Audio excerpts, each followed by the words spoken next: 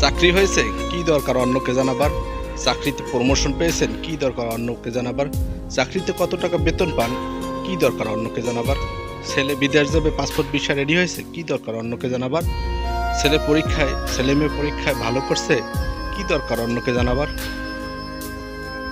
আসলে জীবনে ভালো ভালো যেসব কাজগুলো আমরা অ্যাচিভমেন্ট করি সেগুলো সহজে অন্যের কাছে প্রকাশ করে আমরা বাহাবা নিতে চাই। আসলে মানুষ প্রকৃতভাবে হিংসাপরায়ণ, ঈর্ষাপরায়ণ।